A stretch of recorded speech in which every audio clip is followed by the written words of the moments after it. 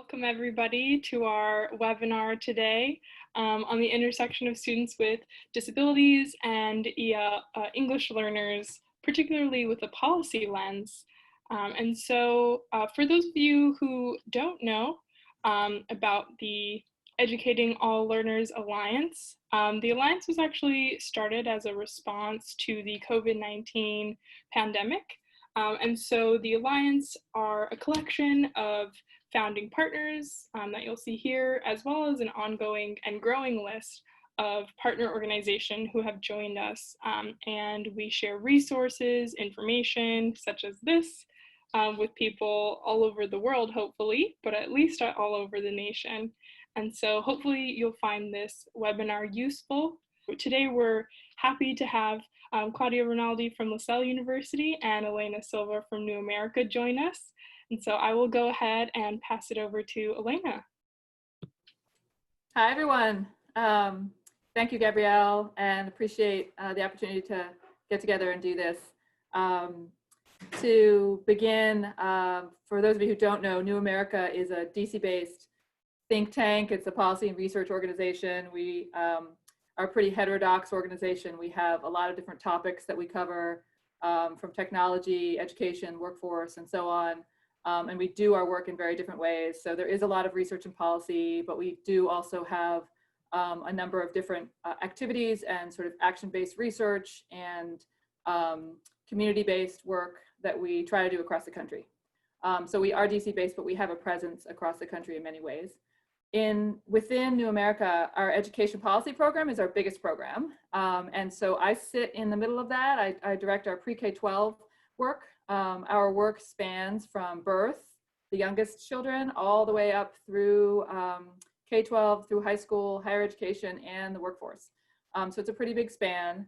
And our goal, as this slide suggests, is we're very focused on equity. We want to make sure that across that span, from the earliest years all the way through the workforce, all students have equitable access to all the learning that they need to be successful in life. So that's college, that's career, and that's also just civic life. So just to continue, sorry, let me gather this. We, within the education policy program, have had a sub-focus on English learners and dual language learners for about 5 years now. We have a team of folks that have been trying to understand what's happening with this particular student population. And we have been doing so in a number of ways. Part of our work, as I mentioned, is going out into communities and talking with schools and school districts and communities to find out how these students are being served. And a question that just continues to come up for us is, how do you know the difference? How can you understand if a student is struggling because they're an English learner, they're learning a second language or a third language or a different language, or if they have a learning disability? And it just sort of came up, and it continued to come up. And so we spent some time trying to dig into this dual identified population and just trying to understand the distinctions and then where they overlap.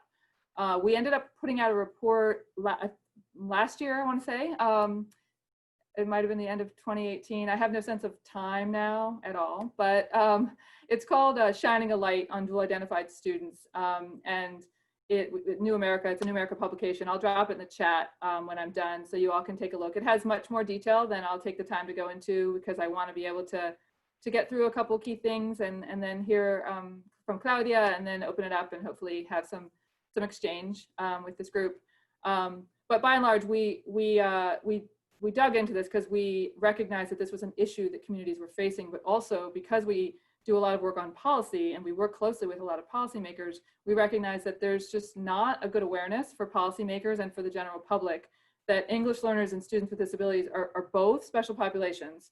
They have a lot of similarities. They're both protected by law and by policy, and it's important to understand, but they're also very different populations, and each has its own established laws and policies that can get complicated, that can be confusing for funding, for identification and assessment, and then for the provision of services for these populations. When you put them together, it gets even more complicated. And so we wanted to, part of our work is to take very complicated things and simplify them, keep them accurate, but make sure they're simple enough so that policymakers and so that the public can really understand.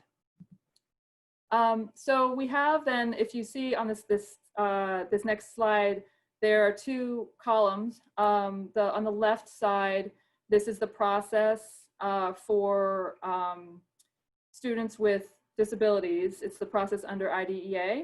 I use this slide to try to demonstrate that there are two different processes. And oftentimes the people that are engaged in these are not the same people and are not even necessarily communicating with one another. And that's part of why it's complicated when you talk about students who are dual identified or who should be dual identified and may not be. You have then on the left hand side in the green, the process for establishing eligibility for IDEA or for a student to have an IEP. Very briefly to run through it, you have initially a referral by child find. And child find, for those of you who don't know, it's the legal requirement that schools find all children who have disabilities and who may be entitled to services. There then is an evaluation, an eligibility meeting.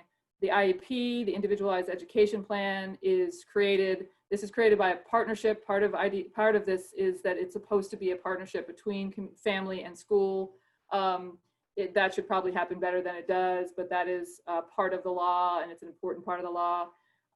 You then have the delivery of services, so instructional services, other services, and accommodations. Every year, annually, IEP, you have to have an IEP meeting to review and to revise these goals, and that's every 3 years, the students are reevaluated. On the right-hand side, you see the process for identifying and serving ELs, English learners.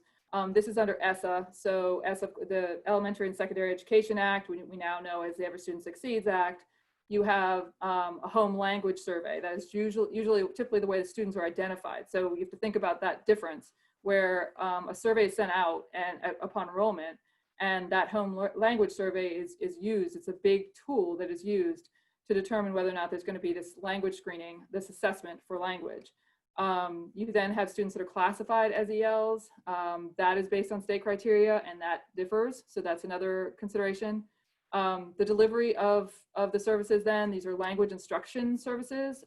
There is, again, I will point out, not a big overlap between these two processes and the people that are doing them. And so when you start to talk about this delivery of services on both sides of both columns, there are two different types of services that are being delivered and that students are being assessed for. So you have then annual testing for ELs to assess their progress in language development. Another important piece just about ELs is we refer to it in some other research we've done as this revolving door. You have students who are coming in and out. This is not a static population. And so part of the EL process is that students are coming in, they're being assessed constantly to see if they're moving out of EL status. There's some of that on the IEP side, but it again is approached very differently, even thought about, I think, differently. So to continue on, you have the student then this is the point about exiting the program, students who exit EL. And there is a big, I don't know if it's necessarily like a debate, but also discussion in the community of ELs or in EL service provision about what it means to track and understand data around English learners, that English learners who exit once they're out and they're no longer English learners, how do you account for them? And so if you refer to like long-term ELs, for example, or former ELs, if you hear that, that's a reference to students who once were in this and are no longer because they've exited. The same, again, could be true for students with disabilities, although it's a very different process and it's talked about and thought about in a very different way. ELs are monitored for at least 2 years. And again, this is part of the constant reassessment to see if they've developed enough language to no longer be considered English learners. So we get to the point where you're talking about the students that are dual identified. Nearly 15% of English learners qualify for special education services. So this shouldn't really be too much of a surprise. That's not very different than you see for the nation. But you see ELs, depending on, if you look at different states, different grade levels, you see ELs both over and under identified in special education. This is another point of complication. Oftentimes you will hear in the easy media, you'll hear, if you hear about ELs, that is, and then certainly if you hear about ELs who are dual identified, you'll hear that, oh, well, they're always overrepresented. They're overrepresented. Or on the other hand, you hear that, oh, they're underrepresented. They're actually both are true. And there is huge variation by state, by district, age, and grade. and then most notably by disability type. And I'll talk about the disability type in a minute because that's a really big piece of this. But first, just as examples, you have California, New Mexico, New York, and I know there's another I'm forgetting right now where you see a lot of over-identification. Again, this is thresholds. In some places, this is how policy is made and how you set determinations for what you consider in or out. That's part of the reason you're going to see state and district variability, but it does exist. You also have variability by age and grade level, where you have before third grade, for example, ELs are generally under-identified, but by the time they're in high school, secondary school years, they tend to be over-identified. And there's a lot of conversation about why that might be. In any event, it's important just to understand that there is this variation across these different states, districts, ages, grades, and so forth. Within disability type, there's also a lot of variation. So this next slide compares ELs, these are English learners, and non-English learners with IEPs. So English learners who have IEPs and non-English learners who have IEPs. There are, if folks don't already know, there are 13 categories under IDEA. So if you are eligible for special education services under IDEA, you're going to fall into one of these categories or multiple categories. So some of those categories, you'll see the note, I don't know if you can see it, but under the chart, there's a note that says other categories include, and it's a relatively short list of some of those 13 categories that are so small, they're not showing up here. So the biggest categories, the categories that have the biggest populations are shown here. Autism at the top, emotional disturbance, intellectual disability, other health impairment, specific learning disability, speech language impairment, and then these other 7 categories combined. When you look, so you have to take a minute and you have to look at this chart because ELs and non-ELs, they should have similar rates across categories. There's no reason why English learners would have higher rates or lower rates than disability than the whole population. So when you look at it though, you see something stand out. They don't have similar rates across all categories. Why is that? And so look specifically at specific learning disability, and you will see they are overrepresented in specific learning and disability. They are overrepresented also in speech language impairment to a significant degree for both of those.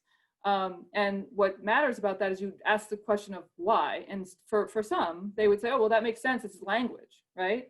And that's where it gets, again, not only complicated, but troublesome, because that's where you start to have people carelessly talk about language as a disability or as a potential disability. And that's something that we really need to recognize that there can be disabilities for students who are English learners that doesn't make language learning a disability. And so that chart, by the way, is also in the report we put out. And as I said, I'll drop the link in the chat. And I think someone asked if the slides will be available. I think the answer is yes.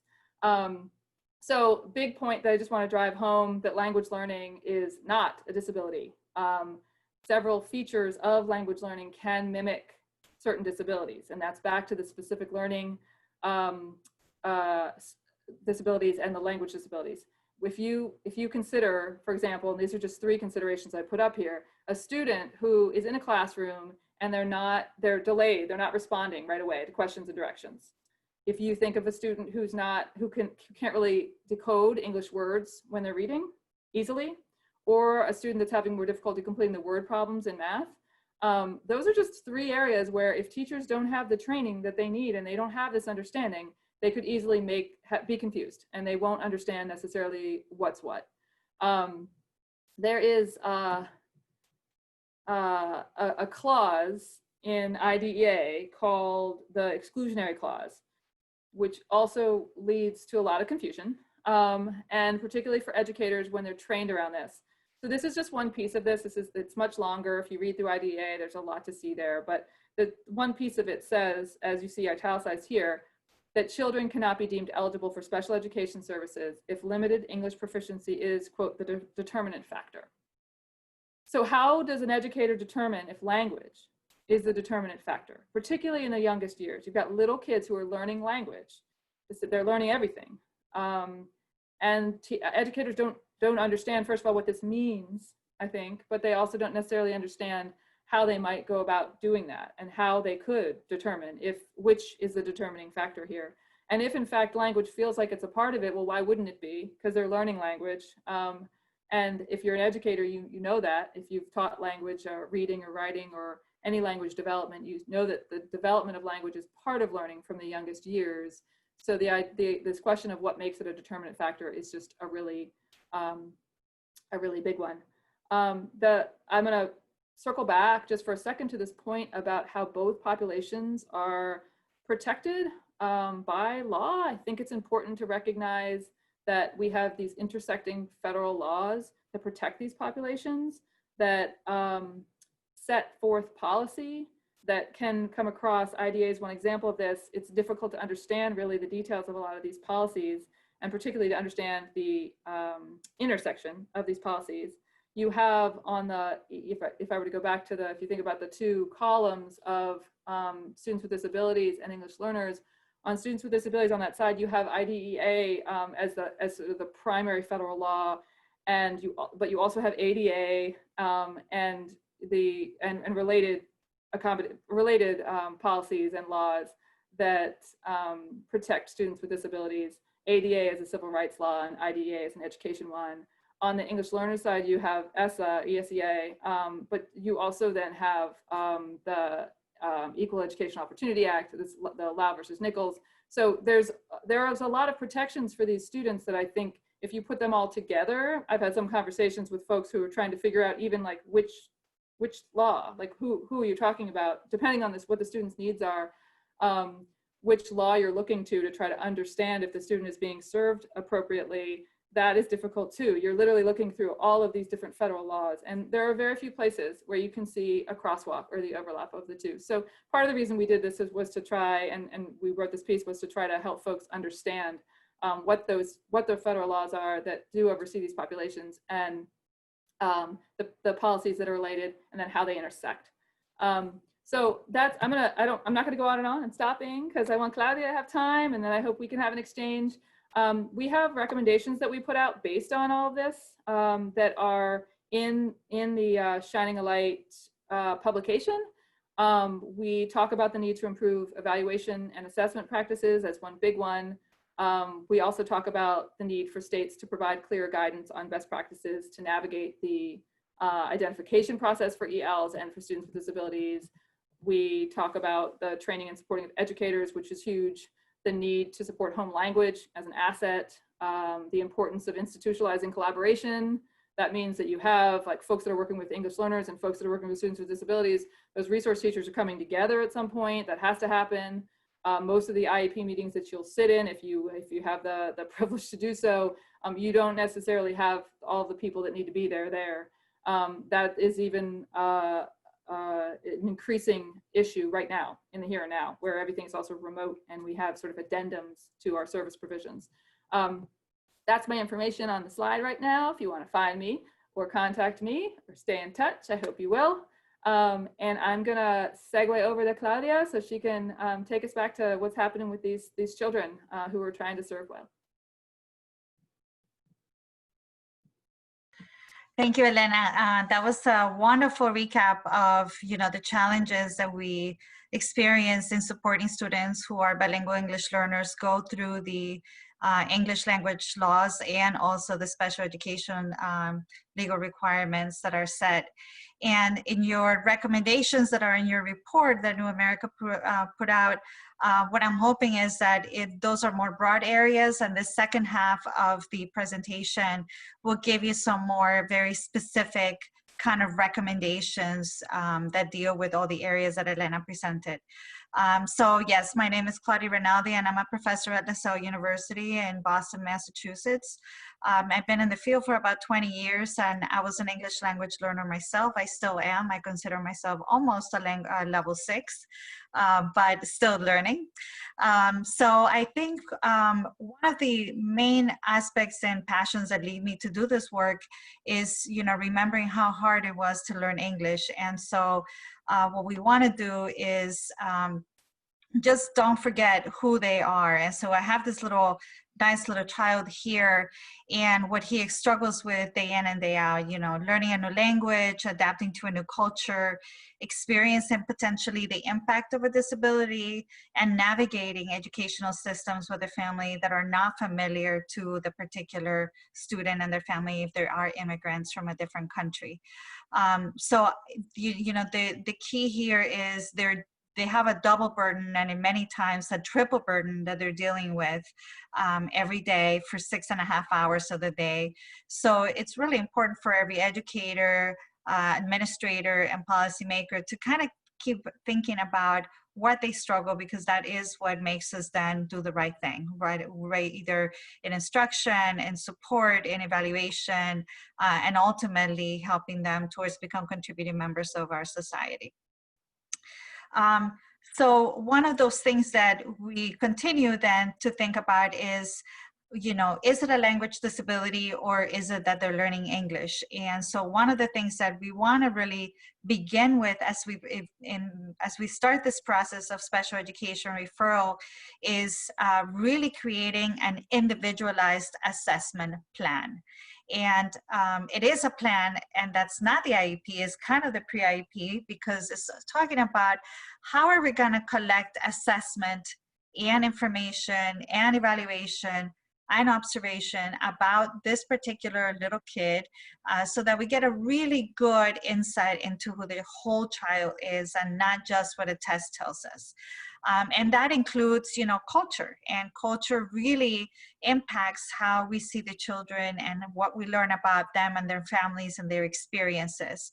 So I wanted to just, again, you know, not only think about the child, but what they're bringing, whether they are born in the United States or they are immigrating into the United States. There is an aspect of culture, and in developing our individualized assessment plan, then we need to think about the whole child and what is best and what are the best tools to evaluate that child. So we're going to look at a couple areas here when looking at the whole child, and that is something that IDEA as a law provides an option, which is to look beyond the traditional cognitive and achievement discrepancy way to assess the students, particularly those in those areas of disability that Elena presented, where our English learners are overly identified, which are speech and language therapy, disabilities, as well as specific language learning disabilities. So, and you know, the individualized education plan has to be more robust. The law encourages it, and there's a lot of frameworks in school, including the multi-tier system of support, or what we used to know as response to intervention, but now beyond reading, that gives us a lot of these more comprehensive way to evaluate the whole child. So if we look at the orange box, we're looking at, you know, beginning an interview with the parents to know about that culture, the language, learn about their health and educational history, developmental goals, and really get a sense of who the child is by the first experts in those children, which are their parents. We could then move on to looking at how the child is actually responding to current instructional practices that are in school. And in particular, as states continue to expand the adoption of multi-tier systems of support, or MTSS, looking at the universal screening data and progress monitoring data of instruction and intervention becomes a great source of longitudinal kind of data that we get from the student, rather than getting those IQ or cognitive and achievement tests that are given on 1 or 2 days. This allows us to collect monthly data, and in some cases weekly data, as to how the student is responding to actual curriculum that they're being taught, which is the best way to learn about English learners. Another area that we want to look at is, how does that child compare to peers that look or that have a lot of characteristics like them? We call them true peers or like peers. And that is something that seems pretty evident, but we don't see in schools teams taking advantage in that individualized assessment plan in creating a group of like peers that they could compare. And you wouldn't compare somebody like me who came from the United States came to the United States, but I had a formal education and I came with a visa, to compare them to somebody who came from Cuba, for example, that got off a boat and touched land and had not been schooled in the same opportunity that I had. So that would not be, or that's an example of what, the kind of factors that you're looking for in looking for like peers or true peers. So what we're trying to do is really look for peers that have similar background culturally, linguistically, years in the country, level of English language development, socioeconomic status, looking at their microcosm or macrocosm or where they live in the community, and all these various impact factors that allow us to put the data of one child next to the other and say, okay, this is telling us, yes, the child has a disability, or no, children that are with this similar characteristics experiencing some parts of learning a new language that are common, like the silent period, for example. The last part in that individualized assessment plan is looking at a variety of assessment tools beyond, again, that traditional cognitive and IQ. And in many times when we work with teachers, we see that they're forgetting observations, and observations in the classroom and observations in multiple types of classrooms where there's different kinds of deliveries is really critical. It is actually part of IDEA, and so the last slide in this slide deck, you have the link to the law there. I won't go over that, but I wanted you to have it because it is important that we're not really seeing the time that I understand it takes to look at the child, how they're performing in the classroom, but it's very, very important to do that. And one example of this is, imagine you have a child who is a level 2 or level 3 learning English, so they're still very skeptical about the speaking, but they're beginning to speak some and be able to have some successful, general conversations. In a general classroom of 20 to 30 students, a child may not raise their hand or speak and not be interactive. So he may seem like he doesn't know English or he has a disability and doesn't understand, but in the ESL classroom in a small group setting, the child may be interacting a lot more. So observations are really a great way to assess how the child is responding to small group instruction, one-on-one, large group settings, and the structures that the teachers provide to access that curriculum as well. Because one of the things that research has found in the last 10 years is that we're really not providing access to the regular curriculum, which is required by law for these students, in ways that really truly provides that access to that curriculum. Other types of assessment are those screeners that I talked about a few minutes ago around multi-tier systems of support, which we do 3 times a year minimally, but usually monthly or weekly. And diagnostic assessments, going deeper into where is the difficulty in reading that the child's having, or in math, or even in socio-emotional development. So we want to be able to ensure that we look at diagnostic tests that really break down more the curriculum and tells us where instruction should begin. And dynamic assessment, which is, is a process of using the instruction in a pre-test, teach, and then retest environment to kind of see what the child's interacting when posed with the actual exposure to the content and then to the evaluation of it. And ultimately, the ones that have a lot of information on these children are their classroom teachers. So classroom artifacts or assignments or grades are also data that needs to be brought to the IT team, the individualized assessment plan and the IEP team to make eligibility decisions. So from here on, I'll give you a couple of recommendations that address kind of all of these areas. And we'll begin with the first one, and that is going back a little bit to the interview with the family.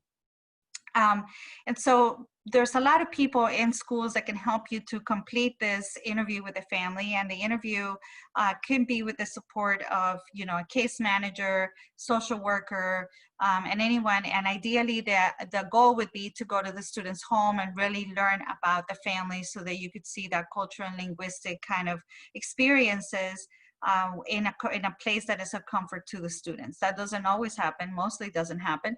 But I did want to remind the audience here that there are some people who do that, and it is really critical. But the information that you're getting is really in two areas, two main areas: a culture, language, family composition, all those things I talked about. But the second big area is the goals that the family may have for that child. So I know, for example, I have 2 children, and my goal was for them to be bilingual. So when somebody came to interview me, I'd expect that question to be asked, and if not, I would definitely say. That impacts the decision on eligibility for special education, because as you're developing programming and specialized education, it may have to be delivered in a dual language environment, or in a transitional bilingual environment, or in the least restrictive environment that may be just the general education class. So keeping the goals of the family for the child's future is really important. And then one other aspect is to bring in your ESL bilingual expert with you in the building, to be able to speak to the parents in a way that is culturally responsive to families, and not that they're seeing somebody who doesn't know and is not able to engage with the family in ways that is productive to continue in the data collection process. Second recommendation is using the guidance or checklist in the assessment of English learners. So I think we get caught up on, this is the way I do it for all the students, and we lose the individualized aspect of it. So there's 2 great tools that I share here from 2 organizations. One is the Office of English Language Acquisition from the U.S. Department of Education. And that is a chapter 6 of a toolkit that they have that provides tools and resources for addressing English learners with disabilities. And there are great charts that could help you disentangle this question of whether it's a language disability or a language learning difference. And the other tool is this one created by the National Center for Learning Disabilities, where they created an RTI-based SOD identification toolkit that really fits into MTSS and has considerations for English learners, specifically around how effective is Tier 1 or the general education, as well as how do we use information from tier instruction and interventions. So those are 2 tools that I recommend that you review and add to a process or a checklist that you use that helps you to individualize the process for students who are English learners referred to special education. The third recommendation is to ensure the high quality instruction includes ESL. And for English learners, it's really key that ESL is not trumped by special education, because it can't. Exactly for the reason that Elena said, both laws protect the students in different ways. And so, I hear a lot in schools that, well, we can't provide the ESL because that's when the special education the teacher is doing the instruction. So ensuring that there's high quality instruction in the general curriculum and access to it, plus ESL, is really the basis to ensure that we're not falling into the over-identification or under-identification of students who are English learners with disability, just like Elena discussed earlier. So some of those ways to ensure that high-quality instruction is to plan for appropriate expertise of who sits in that team, and reminds the team that ESL is part of the entire process of communicating from the parents to providing interventions and developing specialized instruction. Looking at the effectiveness of Tier 1 is also key in ensuring high quality instruction. And that is because, even if the student is sitting in the regular classroom, that classroom instruction may not be culturally responsive or effective in helping them to shelter the content or the curriculum that they're learning. And the same process happens if they are just put into more of a standard protocol intervention without the ESL consultation. So as we do those diagnostic tests and we know where the students need the actual support within regular education, there should always be an ESL teacher consulting in the team, so that there's always the appropriate question asked about how do they access that content and what is the potential of that intervention. The idea of then continuing to more specialized education assessment is looking for non-biased, but there's always going to be some bias in some standardized tests because the norming population is not going to be representative. So thinking about how to use that information, if you have to use it, and make sure that you explain how it can also over-identify or under-identify students. And the last one is really looking at those true peers that I discussed a little bit earlier and trying to find as many factors that they match upon so that you could look at what is a traditional traditional progress of a student and compare it to a similar student, which is a lot of what we do in standardized samples.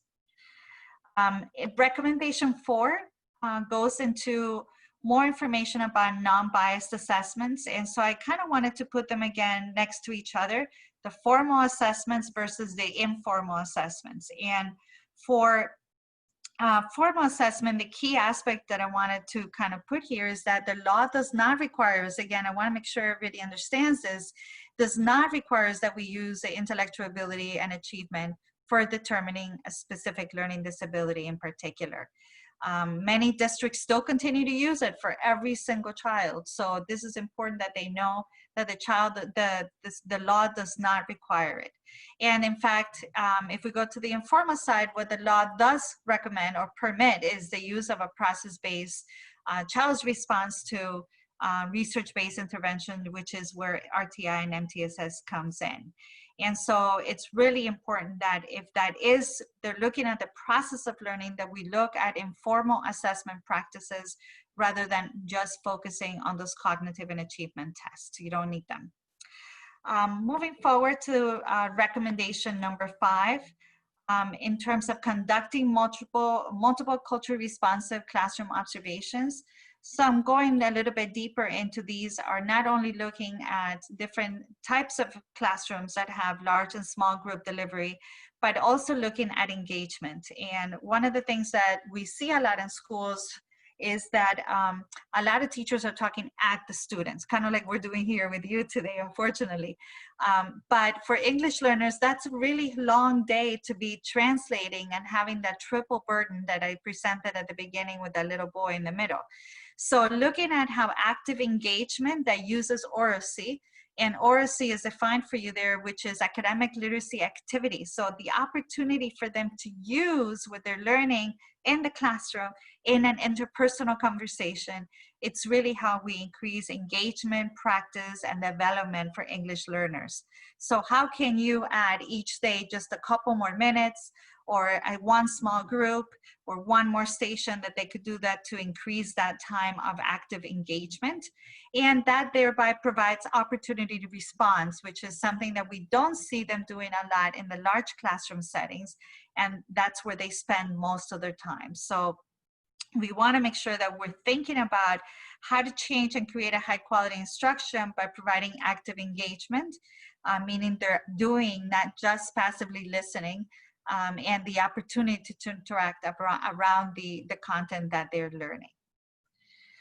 Our sixth recommendation is the comparison to true peers. And so I wanted to just kind of give you again a summary of where you're looking at to be able to create those comparisons. In some schools, they may have groups of several students that fit the profile. And so the more you could create what we call a norming group for these particular students by English language level, by nationality, by immigration status, by whatever information you have, the better is that allows us to know how the children are developing language. Obviously, children that are developing language that is similar to English, such as any Romance language, would be very different than children learning a less common language. And so those are kind of the comparisons that tell us whether it really is a disability or is a language difference, and we need to just provide more supports. The other thing we want to look at in that true peer is looking at the home and whether they use their native language across the multiple areas of homeschool and community. I know sometimes when the children are younger, they try to avoid and say they don't speak their native language at home because they're embarrassed. And that should tell us something about where we see ACID being addressed in the classroom and the welcoming of diverse cultures. But it is important to kind of ask that to the parents and be able to have those comparison factors nearby to be able to be a true comparison. And then lastly is looking at the different types of programming. So obviously, if we are in a dual language school where 1 week is in English and 1 week, for example, is in Spanish, we want to make sure that we're comparing to students that are doing that that educational experience as well, and be able then to evaluate on both languages, native language and because the native language is used as instructional language, and English as well. Whereas in a sheltered English immersion or a more transitional bilingual classroom, they may be decreasing the instruction of native language. And so it's important to kind of know where that trajectory is going in order to, again, identify those true peers that we can use for comparisons. So again, I think one of the areas that we wanted to do with Elena and Gabriel in this webinar was to provide you with some, policy lens of what drives the special education referral process. How is it playing out in the percentages of numbers out in the reports from the condition of education each year? Through ESSA, students are now having to be reported by every state, district, and school. So that is just a handful of years that we have. But it helps us to kind of know where the nation is in serving English learners with disabilities, and then looking at more specific areas or recommendations that helps to ensure that we're really able to disentangle whether it's a language difference or a language disability. So I hope that this provides you some really good food for thought and some questions that we're happy to answer in the next few minutes. Thank you so much. Absolutely, thank you both. And I will show here that we do have some more resources and links for you to check out that when we send the slides to you, you'll be able to click through and read more about. But for now, like mentioned, if any of you had any questions, you're welcome to add them to the chat and we can address them in the next few minutes. I know I have some colleagues in the room, so feel free. We can have a conversation. There's only 13 of us. So Glisette, Maria.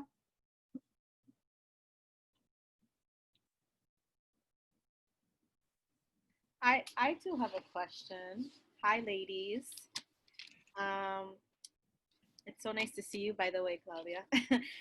Same here. I know you mentioned in your presentation that special education should not trump ESL. And I come across this challenge quite often when supporting our local districts. And so I guess my question is, what's a good visual or good resources that I can use to back up that claim? I know it's policy, but for whatever reason, it just does not play out in practice, and ESL kind of gets pushed, or they do a lot of double dipping. So I'm just wondering what can I use to share to kind of back up that claim that shouldn't be the case. So one of the things that I do when I work with districts that are doing that is I ask them to go back to the person who told them where that policy is and have them search the policy. I haven't had one school district who actually found the policy that said one trumped the other one. Right. So it puts a little bit of pressure. And then I also share the Dear Colleague letter that talks about specifically that in terms of ELLs with disabilities and receiving both services. So that usually does the trick.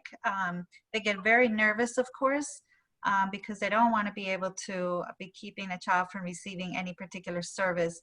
But I think the key is that I believe that nobody does it in a way to keep the students from getting services. I think it's kind of like passed down. It's kind of like, well, somebody said that somebody said that somebody said, and you're like, okay, so let's find who that somebody is. Let's call the director of special education. Let's call the director or the assistant superintendent of ELLs. And let's just clarify where that policy comes from. And then you could really engage in a conversation. And as a consultant, we're able to do that, right?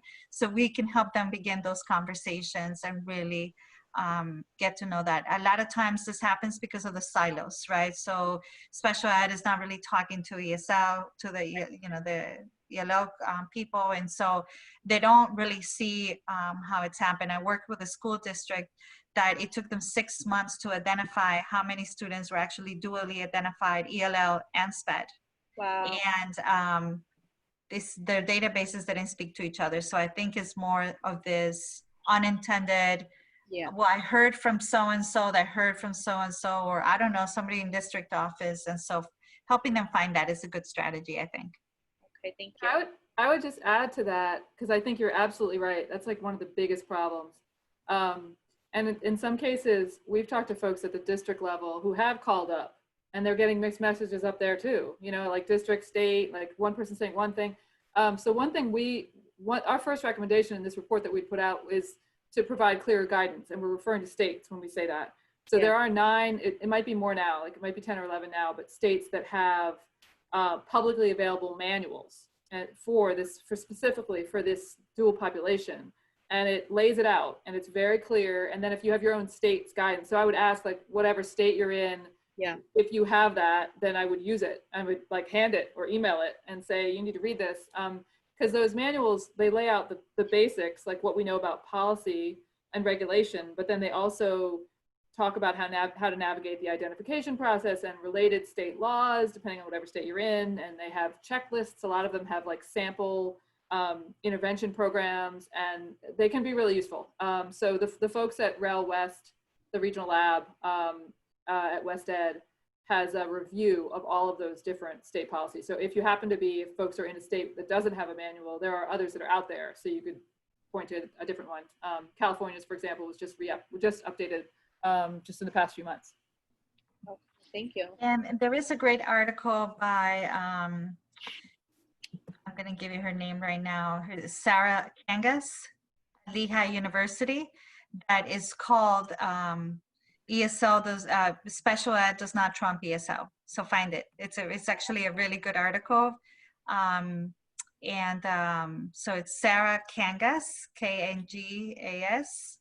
And I love it because that one is another one that just kind of reviews the laws, and the name is very catchy. So so I think that's another way to go. Thank you. You know, I think one of the things that's also happened in our field is we've taken a lot of the power away from the teachers.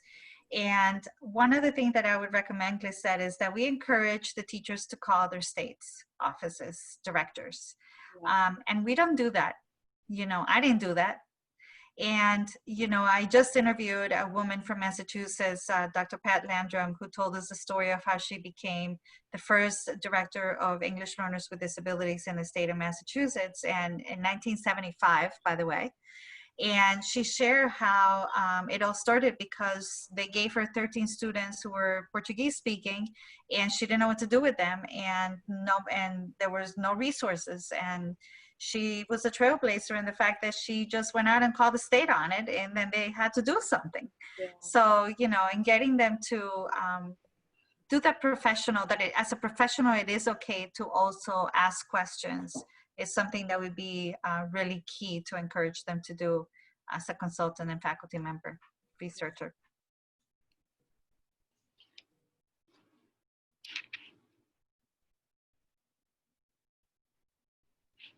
Well, I have a related, if I could, comment and / question about right now, where we are right now with schools reopening or not reopening, or reopen, you know, in all the different ways they may or may not, and how this population will be served, how dual identified students will be served, because we're seeing guidance come out for students with disabilities. We're seeing, so how will we have addendums to IEPs, for example, or IFSPs?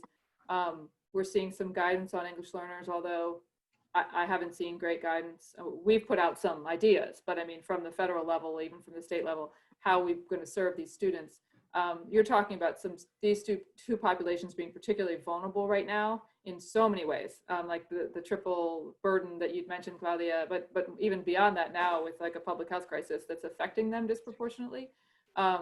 So I'm just curious to know if other folks have seen anything about the populations together, these dual populations, and what we're seeing in practice, because in policy it's really I'm not seeing a lot. So I'd put it out there as like a problem / challenge and a question for folks.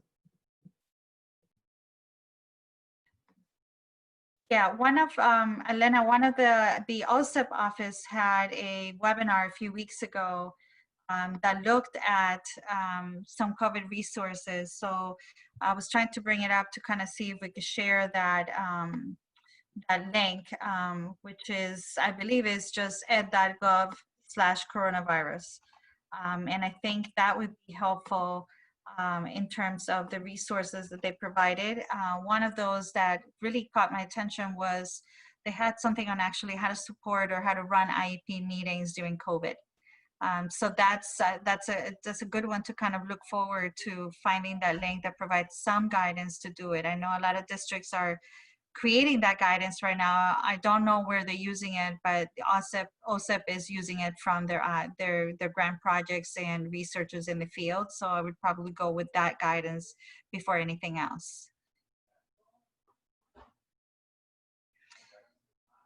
You know, Elena, you also brought about the question about, or the highlight around collaboration and how important it is. And I think during COVID, that collaboration is actually more key, because the teachers are gonna have to now really collaborate to deliver instruction in ways that they haven't before.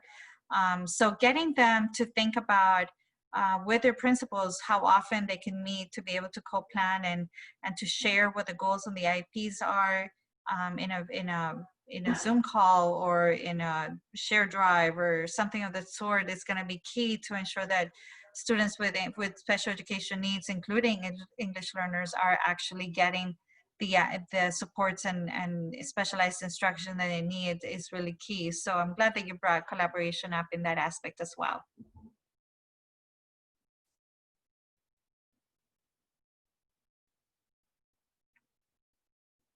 I didn't know if anybody else had other questions or recommendations or collaboration ideas. I didn't see any more in the chat, but I did want to turn the screen again just for you all to note down Claudia and Elena's contact information. I'll wait here a few moments and then I'll switch over. But like they mentioned, absolutely feel free to reach out if you had any follow-up questions that you maybe think of later on or when you're reviewing these slides, and reach out. And I'll switch over now to Elena, so you're welcome to reach out to them. And of course, reach out to the Educating All Learners team if you wanted to follow up with them as well. I'll just add that we do have newsletters, and we also try to, our job at New America is to try to get information out to the public and to policymakers. So to the extent that you all have resources or things that you want to share, if you want to send them to me, we can put things in newsletters. We could try to get the voices of a lot of the people that are doing the work and the students out there. So I encourage you, if you need resources, I can maybe give them to you, but if you have them and you give them to me, maybe I can share them as well.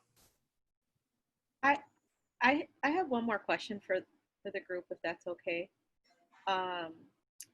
I'm just curious, because you guys were talking about how bilingual education and special education operates in silos, which we see play out every day. And I'm just wondering if there are any conversations at the federal level in terms of how to break down those silos. Are there any best practices that states should be looking for? I know I'm in New York State, in Buffalo, and the district has a very large ELL population, and once upon a time they actually had a bilingual special ed director. That person had retired, and like in many other cases, that position was never filled, and it's been quite a few years, and you see the breakdown in the services in bilingual special ed without that person in that position. And so I'm just curious, like, what are the conversations being held in terms of policy, in terms of how do we bridge these two areas? I know that's a loaded question. No, I don't think, well, I will say, we try to interact and influence policy at different levels, so local and then state and also federal. Under this administration, the relationship with the federal government, and so folks in OELA, folks that are overseeing Title III, for example, and who look at English learners just on that side of it. You have to have strong policy guidance and advocacy on both sides if you want to bring them together. And we don't have either. So that's a really tough answer, I know, because it's discouraging. Yeah. But I think what that means is that we have been less focused on the federal side and more focused on what's happening at the local levels, because that's where you see this. And so we try to spotlight what's working. So we spotlight, oh, well, look at over here, they're doing it really well. And then a state can adopt that, or a district can adopt that. That's been our process of trying to share best practices, because I don't see it at the federal level. I don't see that leadership, and I don't see that kind of guidance. At best, federal guidance is vague anyway, because it's federal. So it's limited to begin with, but under the current administration, which has been hostile to ELs, I haven't seen much. So. And I think the people that are pushing the envelope are organizations like Elena's, but also EdWeek is another one that has had a lot of articles coming up in that area, and they've been having a hard time finding, you know, a voice for them. You know, there's the Education Trust that is now led by John King, I think is his name. You know, I just had a webinar last week with Latinos in Education, an organization in Boston that is expanding nationally. And, you know, again, it was, you know, it's uncoordinated. It's still at the nonprofit organization policy firms, but it hasn't made any impact on moving towards merging that at the federal level. And like Elena said, I don't think that's going to happen in the next 6 months at least. Yeah. So let's hope that changes as the future comes, or it has to be, you know, from the ground up, us in teacher education, training teachers to really ask questions and be trailblazers, and, you know, be discontented and make it known, because those are the people that move mountains, them and parents, right? So that's where we are.